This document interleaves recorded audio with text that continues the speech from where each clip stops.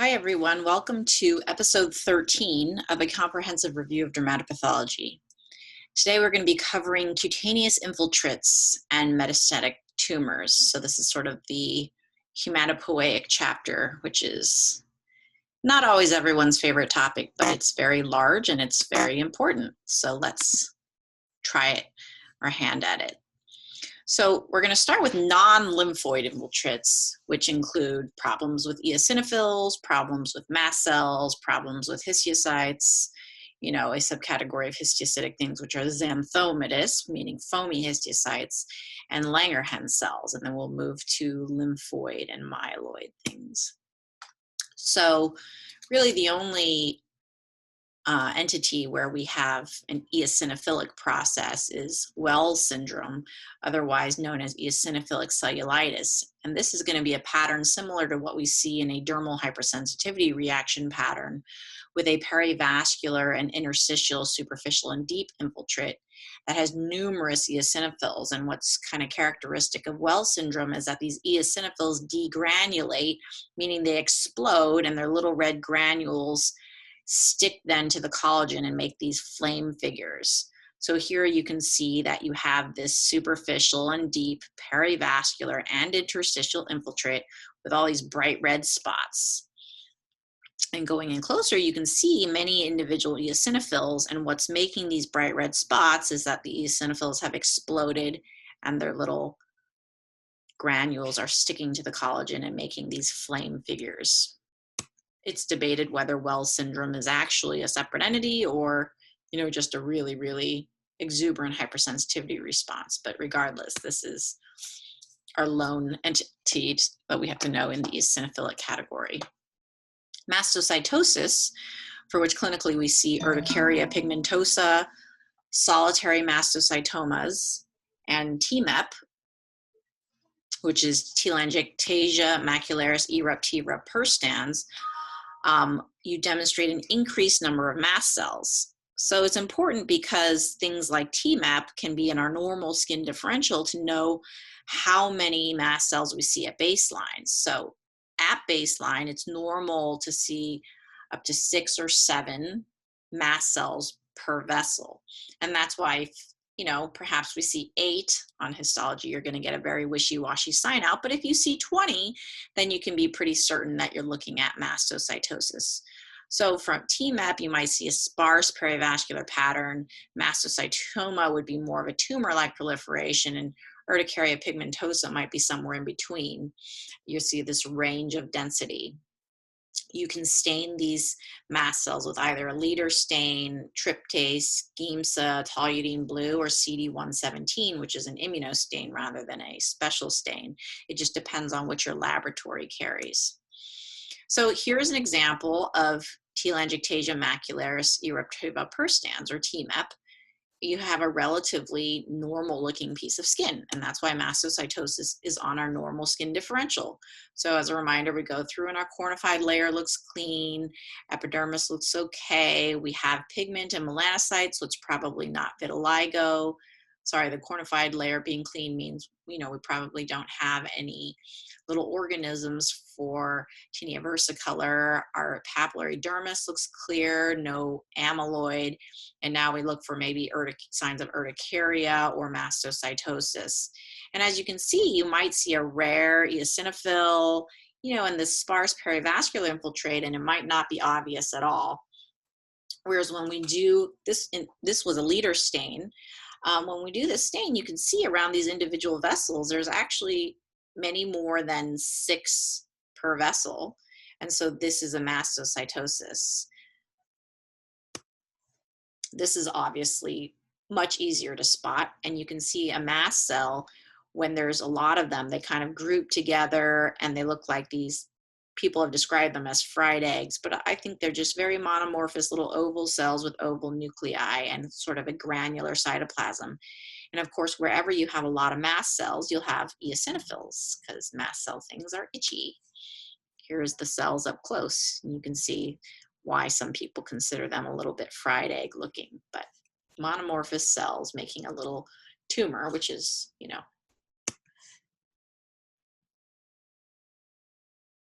So the next entity is Xanthogranuloma. I don't know why I went straight to this one, but you have histiocytic proliferations. Remember, we went over granulomatous infiltrates when we think it's a reactive inflammatory process. But if you have a tumor-like proliferation of histiocytes, then those entities are in this chapter. So a xanthogranuloma is a nodular proliferation of foamy histiocytes within the dermis, and it has often an epithelial collarette because it sort of makes this bulbous round papule, and then the epidermis circles around it, which is usually a benign feature, and then it has this admixed infiltrate where everyone's at the party, including lymphocytes and eosinophils. And so these histiocytic proliferations with an admixed mixed lymph infiltrate are entities with the name granuloma at the end. So rather than a xanthoma, it's a xanthogranuloma. So here you see this papule, the epidermis. If you could imagine it went deeper, it's sort of curving inward around this papule, and then you can see these sort of pale cells. And as you go in, these pale cells are round and often multinucleated, and sometimes they have this pink cytoplasm, but when you go in, then you see they have this bubbly cytoplasm. So foamy, I put in the bubbly category, giving a sort of grayish hue to it.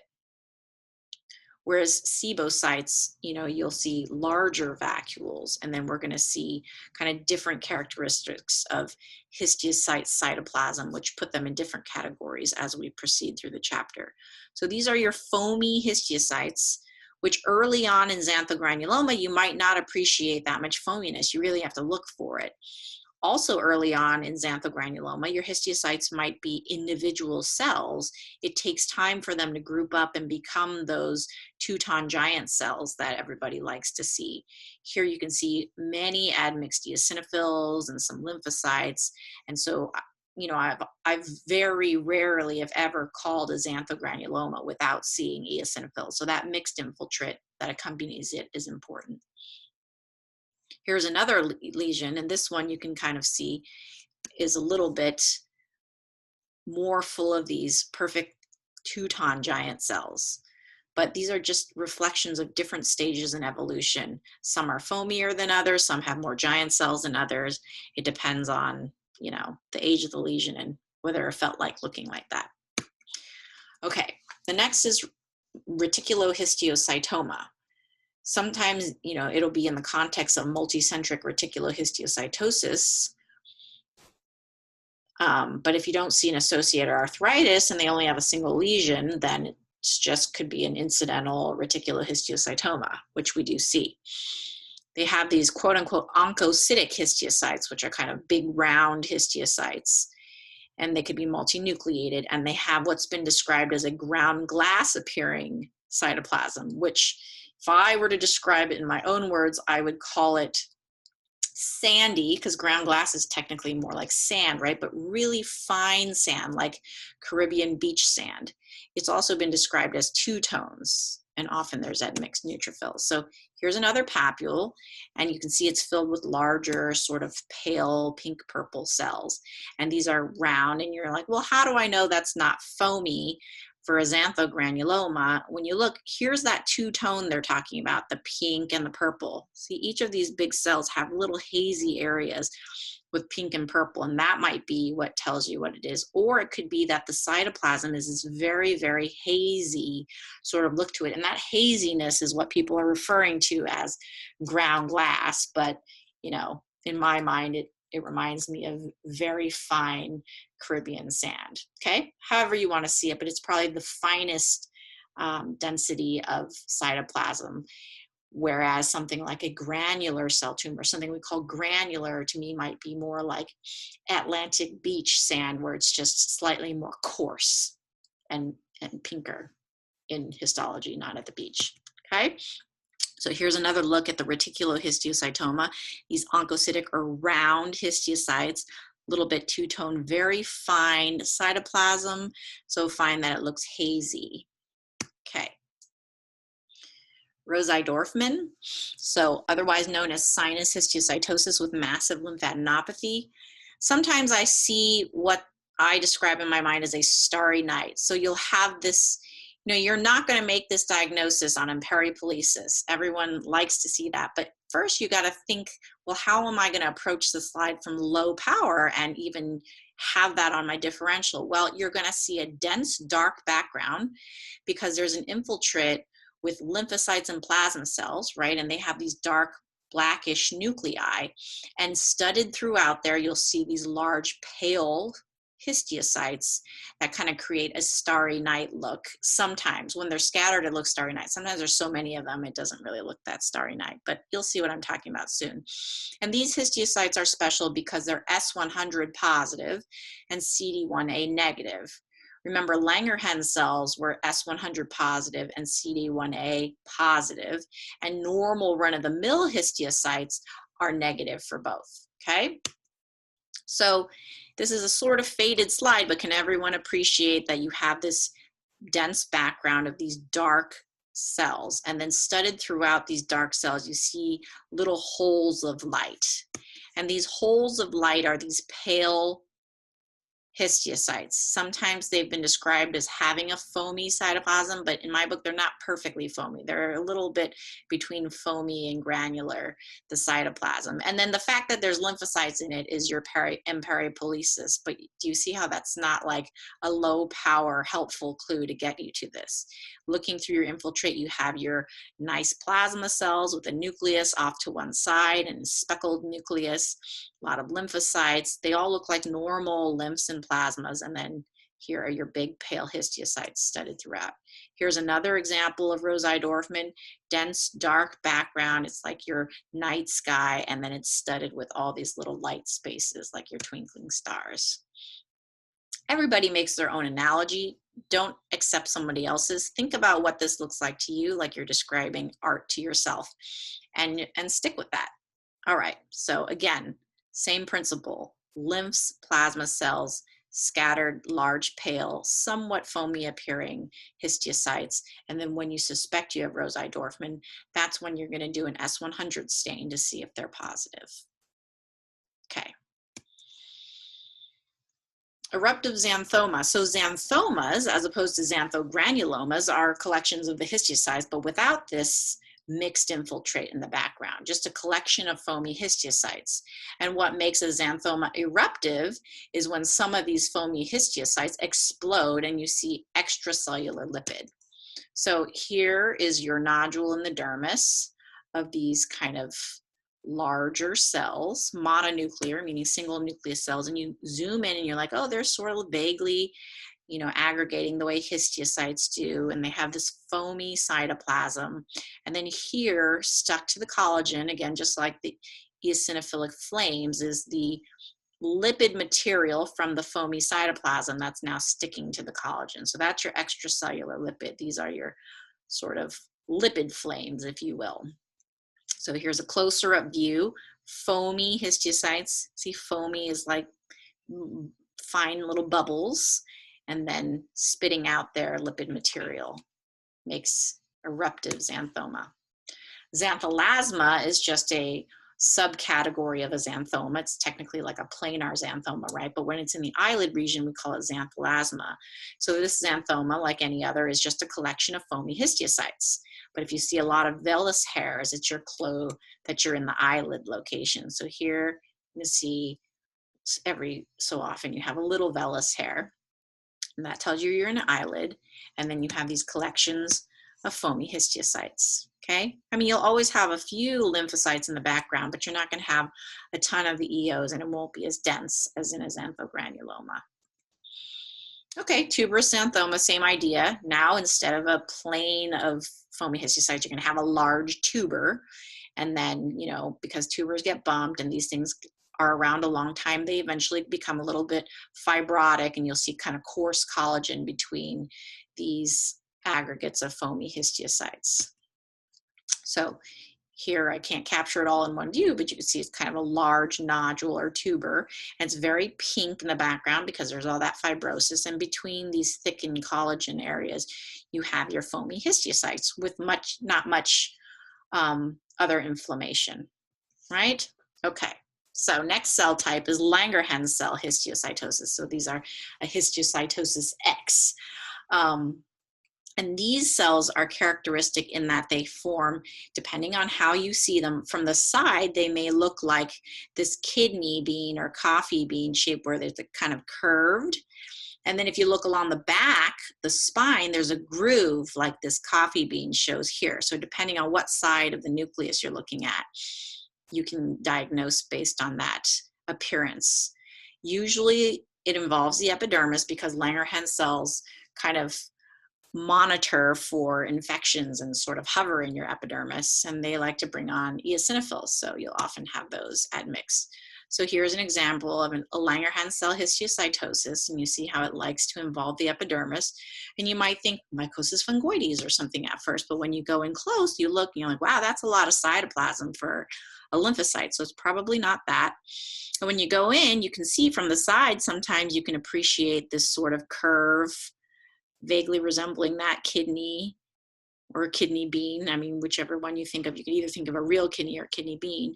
And then sometimes you might see the back and you'll see that groove going down. So in that example, you see a groove. Here's some side to side. And then here's another one where you can sort of see that groove going up and down. So Langerhans cells. Remember, those are S100 positive and CD1A positive. Okay, so now we're going to move on to lymphoma and leukemia, which nobody really loves. And I don't think that for the purposes of your boards as a dermatologist, you're going to be as a dermatologist or, you know, as a pathologist who doesn't practice heme path, you'll be expected to know everything in detail. But I kind of wanted to give you a background because I know from a dermatology perspective, all the immunostains can be difficult. And so I'm going to just kind of give you a background on how things are not just positive or negative. It depends on the context of what cell you're looking at. As far as T-cell lymphomas, you know, the majority of things we talk about are mycosis fungoides. And then we have the CD30 positive lymphoproliferative disorders, which are mostly lymphomatoid papulosis and anaplastic large cell lymphoma. And then we have the subcutaneous panniculitis like T-cell lymphoma, and then also the adult T-cell leukemia lymphoma, which we see with ATLL, is ATLL, which we see with HTLV infections. In the B-cell lymphoma category, in the skin, we're mostly going to be talking about follicle center lymphoma, marginal zone lymphoma, maybe rarely we'll see a mantle zone lymphoma, and diffuse large B-cell lymphoma. And then there's Hodgkin's lymphoma, which can rarely go to the skin. And then there's leukemia. Remember, leukemia is, you know, something that also involves the blood, and the pattern in the skin is different than, say, a B-cell lymphoma pattern or a T-cell lymphoma pattern, certainly. So we'll start with mycosis fungoides. Like other cancers we've pointed out, the lymphocytes in mycosis fungoides, they're not invisible, like you can see them, but it appears like the epidermis can't see them. They're there, they're round, and they're not causing a lot of tissue reaction around them, like spongiosis or interface damage. So relative to the number of lymphocytes, you don't see a lot of that tissue reaction in the epidermis. So in that sense, they're somewhat invisible. The infiltrate, like I just mentioned, the lymphocytes retain their shape. So often lymphocytes will kind of squeeze between the keratinocytes in an inflammatory process, whereas these are big and round and they hold their shape in the epidermis. Often you can appreciate that the lymphocytes are larger in the epidermis than those in the dermis. So they're larger than normal lymphocytes. And typically we see an increased ratio of CD4 to CD8. Remember, at baseline, it's normal to have a 2-to-1 CD4-CD8 ratio. So we mean increased from that. And then there's, of course, subcategories like hypopigmented MF, where you'll see increased CD8 to CD4. So we'll call this CD4 positive MF or CD8 positive MF. And then certainly even a smaller subset that are actually double negative. And how do you know it's double negative? Well, the CD3 is the same for all T cells. So the CD3 will show you that you're looking at T cells in the epidermis, but they won't express either CD4 or CD8. So here's an example of Mycosis fungoides. And if you look, there's all these lymphocytes in the epidermis, but there isn't even parakeratosis. I mean, there's some slight spongiosis, but not a lot relative to how many lymphocytes are there. And as you can see, they're kind of big and irregular shape. They hold their shape, as opposed to, little lymphocytes that might be squeezing up, that might be a reactive lymphocyte, whereas these ones are big lymphoma lymphocytes. And then for reference down here, this might be a normal lymphocyte. So you can appreciate they're much larger in the epidermis than the dermis. Here's another example. Again, you can see there's a lot of extracellularity in the epidermis, and you might not know right away it's MF. You might think of melanoma or other kinds of things, but when you go in closer and you see their lymphocytes, you see they're there and they're causing actually relatively little tissue reaction. We don't see a lot of necrotic keratinocytes for an interface. We see relatively little spongiosis. And when you go in closer, you can see how here these cells are lining up. And these are not as easy to see because they're not as spaced out, but these lymphocytes are larger than, say, these little lymphocytes down here, and they're a little irregularly shaped. Okay. Lymphomatoid papulosis, there's all sorts of different kinds. They can, typically you'll have this wedge-shaped infiltrate, could cause epidermal necrosis because we see it with these necrotic papules, and you'll see large atypical cells. It might look somewhat MF-like, or it might be really dense and ALCL-like. Lymphomatoid papulosis diagnosis can only be made with the clinical. So we can only say that there's a CD30 lymphoproliferative process, and we might favor it based on the pattern, but you need clinical pathologic correlation. So CD30, you think of big cells. If you ever see an infiltrate with big cells, you think about doing a CD30. It's kind of hard to appreciate here because I've only included a close-up view, but here's your epidermis. So you have cells tracking up into the epidermis and cells in the superficial dermis where you're like, well, what are these? Some of these are really big, and this doesn't exactly look like, a large lymphocyte, because you see a lot of cytoplasm. It doesn't look like those big dark MF cells, but they're just big and irregular, and you don't know what they are. And so once you've thought through that process, you should always check a CD30 when you have big cells and you don't know what they are and you think they're hematopoietic. Here's another look at that. So in the dermis, again, you have these big, large, anaplastic appearing cells. When we say CD30 positive, it has to be that at least 30% of this population of cells you're seeing is positive. In any persistent hypersensitivity reaction, nodular scabies, things like that, you have activated T cells, you will see CD30 positivity, but it will be scattered evenly throughout the infiltrate rather than increased populations of it or clusters of it and greater than 30% of them, okay? Here's another example of LYP. This is very subtle, right? You see these large cells, you might think of MF, you might think about spongiotic dermatitis. Classically, you'll see a mixed infiltrate, so everyone's at the party again. You'll see plasmas, lymphs, eosinophils, and so I've seen many of these signed out as hypersensitivity reactions because you'll miss the subtle clue that some of these cells in the dermis are just really big, and the CD30 won't be performed, and you'll miss that you're actually dealing with LYP. So clinical information is helpful. Anaplastic large cell lymphoma is usually a little more obvious because you kind of have this tumor-like proliferation of these bizarre-looking large cells, and that are CD30 positive. But remember, there is a subset of lymphomatoid papulosis that looks like that, and certainly large cell transformation of MF becomes CD30 positive, so it can also look like that, and that's where clinical information is necessary. So here you see, obviously, you have this dense infiltrate in the dermis. And you look in, you're like, well, they don't look like melanocytes, they don't look like histiocytes. What are these cells? And you can see that they're anaplastic, meaning they're kind of funny looking, they don't look like each other, they're very pleomorphic, and they're very large. And that's when you think of doing a CD30, and here you are, they're very positive. And then when you've ruled out the fact that it may be part of a systemic lymphoma, and you've ruled out that it could be part of like a Hodgkin's type process, because those could be CD30, and you've ruled out that they had a history of MF, then you might call this anaplastic large cell lymphoma. Okay, another T cell category item is subcutaneous panniculitis like T cell lymphoma. So it has a pattern like a lobular panniculitis, remember, between each individual adipocyte. And then, but these cells are atypical, so they're dark, which means hyperchromatic. And the lymphocytes like to rim around the adipocytes.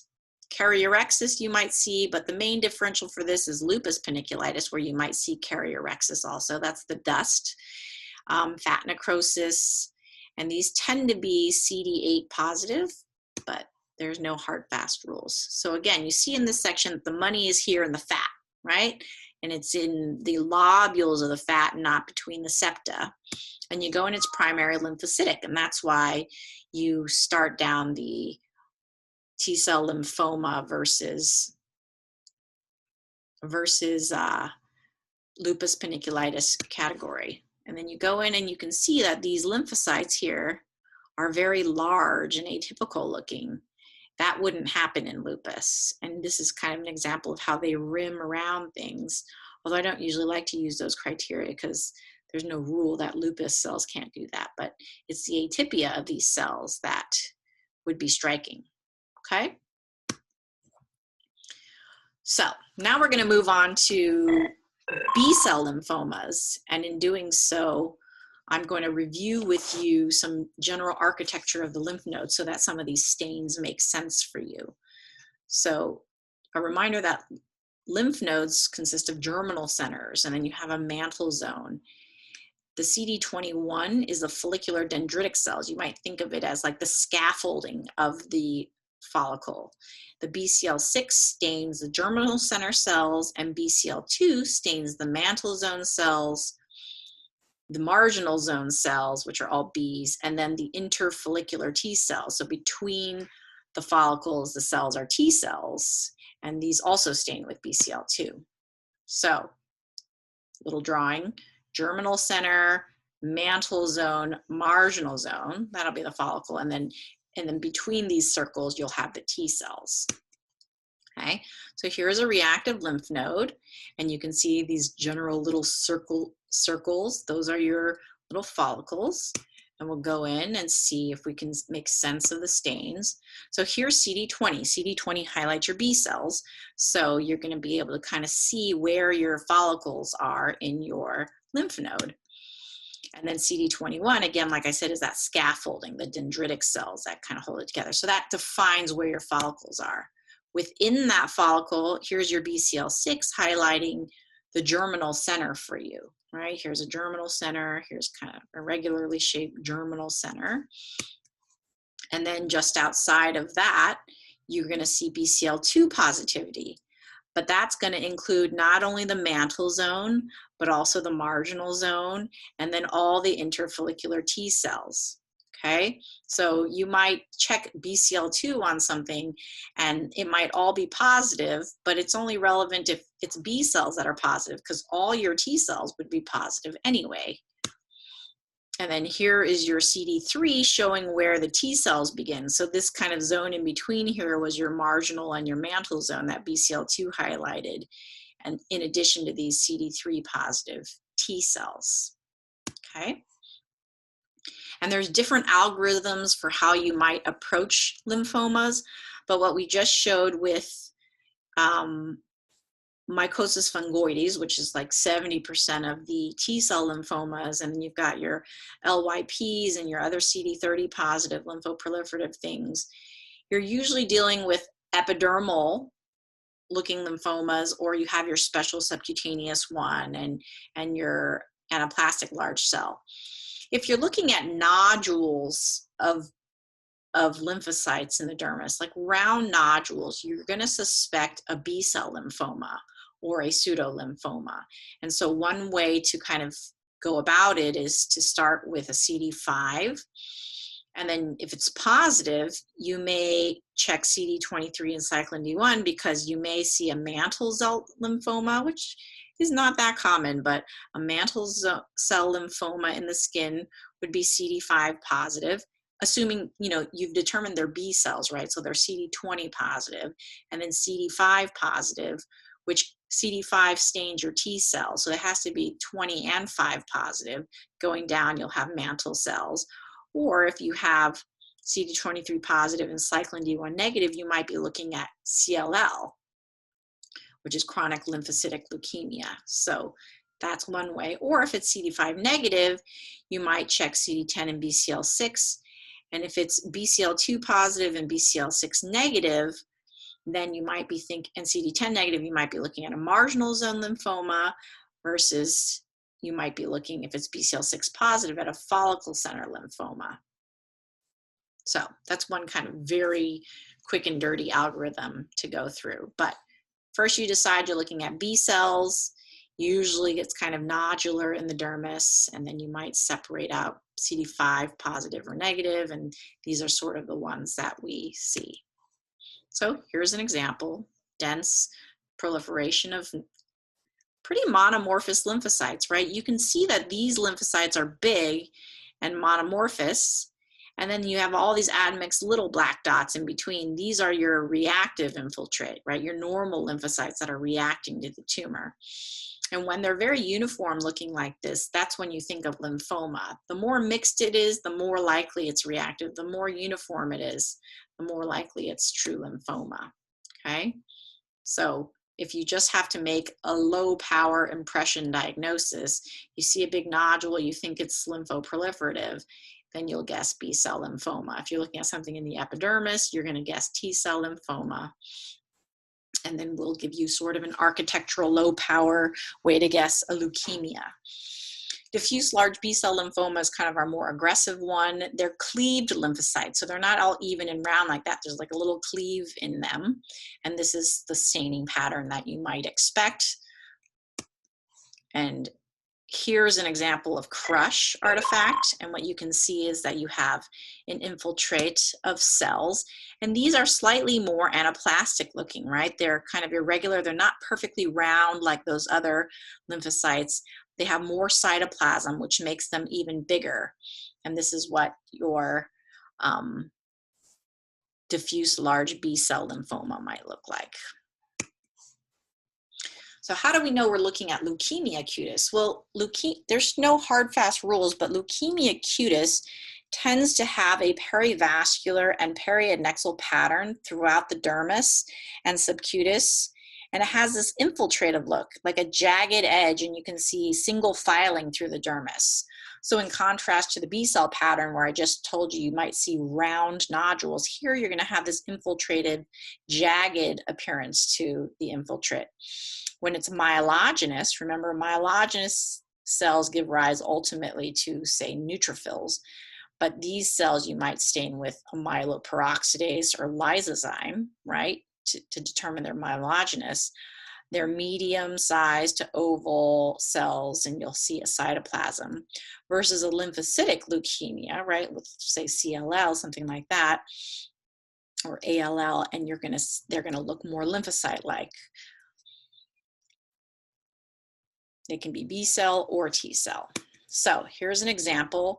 And again, now you can see this perivascular and periadnexal pattern, right? You might say, oh, what is that? Is that lupus from far away? But then you go in close and it's all over the fat. And then you start to see this. You see these jagged edges. It's infiltrating throughout the dermis. You're going to start seeing this single filing of the cells, which we see in some of our metastases, which we'll see soon. So this is sort of an aggressive growth pattern. And that's something we see more with leukemia cutis. And this is a myelogynous leukemia. And so here are your cells that are sort of big and they have this more pink cytoplasm. Whereas this is a lymphocytic leukemia. And so you have these large, dense aggregates perivascularly and periadnexally, but then also it's a little crushed in the center. You see these sort of little jagged edges and single filing through the dermis. And then up close, you can see that these cells have less cytoplasm. They look more like lymphocytes, even though they're big. Okay?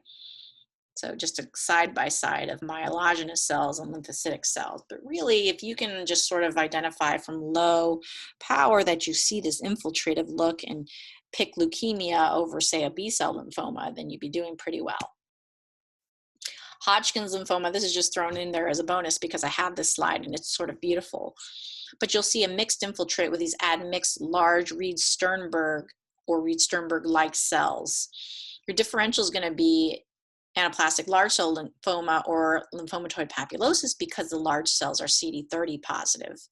But unlike those, you'll have CD15 that's positive, it's negative in the others, and CD45 will be negative, which it can be positive or negative in the others. So here you see these kind of aggregates. You almost have fibrosis around these aggregates of cells. And in the aggregates, you're going to see sort of a mixed infiltrate surrounding it, lymphs with EOs. And then you can see these sort of large cells with this pale cytoplasm in the center. And going up close, these are your Reed-Sternberg-like cells. And again, same thing holds true. Big hematopoietic cells that you can't identify, check a CD30. So this was the CD45 showing that it's negative because where the round cells are, there's no staining, there's holes there. And here's the CD30 staining where you can see these individual cells and they're also CD15 positive. Okay, and that's enough for lymphomas and leukemias. Honestly, if they ask you a lot more than that, then it's not really being fair. So metastatic tumors. Metastatic tumors can be hard to diagnose for sure, but usually we suspect them if you see a tumor growing just in the dermis or with tissue that doesn't look like it belongs in the skin. So I have examples of these entities in the talk before us, but certainly not an exhaustive list. So metastatic melanoma is usually within the dermis, although epidermotropic cases can occur, so clinical information is really helpful in that case. You identify with melanocytic markers, and these are some of the examples of melanocytic markers that we might use. Another new one that we like to use is PRAME, P-R-A-M-E. So in this example, you have a large kind of elongated shaped nodule that's heavily pigmented. So this one's kind of more obviously melanoma, right? And it really doesn't involve the epidermis too much, though it does efface it. And then these are sort of these round cells with gray cytoplasm and heavy pigment. And this is your melanoma. Going back one, you can see it's like so well defined. Usually primary melanomas don't grow like that. So for these reasons, you would suspect metastatic disease. And this is a close-up look at the melanocytes. This is another example of metastatic melanoma, and this one's more of a nodule, and you see this one's not heavily pigmented. So, and it's spindled, so you would actually have no idea what cell type this is unless you knew that the patient had a history of melanoma, and you'd have to do a lot of stains to work it up to make sure you are dealing with melanoma. And this one, based on stains, was melanoma. Here's an example of a patient who has tons and tons of epidermotrophic metastases. And so it almost looks like a nevus. You have to be really careful with these, or just tiny little melanomas because the cells are above the DJ. Okay. Then we have adenocarcinomas that can be metastatic. So breast is something we see more commonly in the skin. You can often see areas where it shows that it's got this ductal differentiation, and that's how we know we're dealing with an adenocarcinoma as opposed to just a carcinoma. They like to single file through the dermis, just like we saw with the leukemia. And these are some of the immunostains that you might see associated with breast.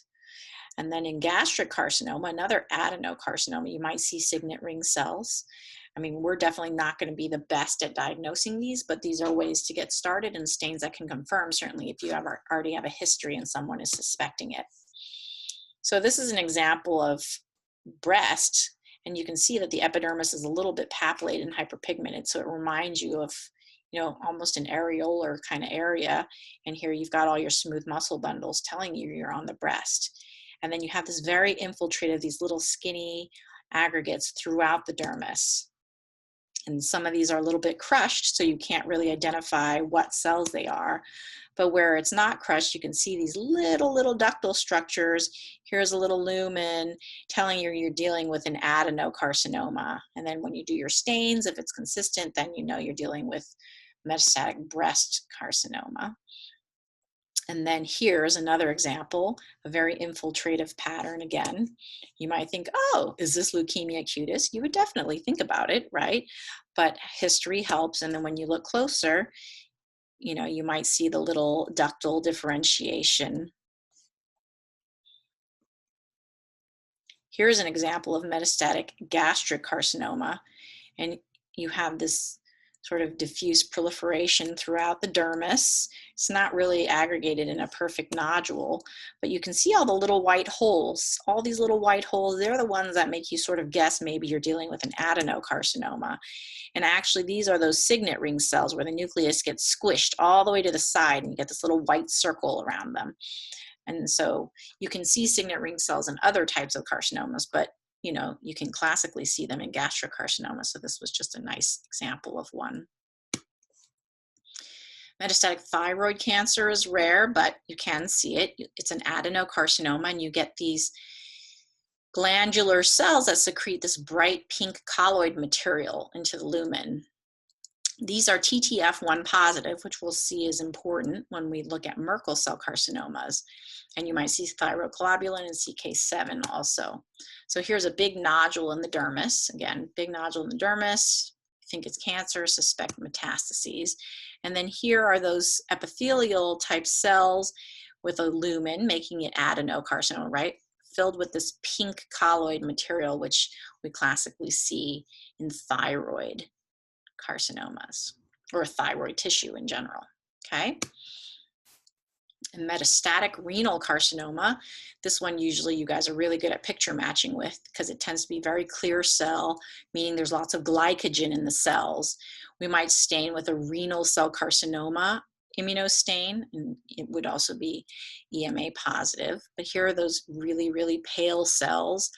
I wrote a paper with a medical student and a resident not too long ago about how this could be a pitfall for a clear cell hidradenoma if it's not all ulcerated. So there's a few little clues that help you distinguish them, but here's your very pale clear cells. And it's also very vascular, which is worth noting. Up close, and you see you got these really prominent nucleoli, which generally is not that good of a sign. So tells you you're probably looking at cancer. Metastatic Merkel cell carcinoma. So we covered Merkel cell earlier, but these are neuroendocrine cells that are smudgy and blue.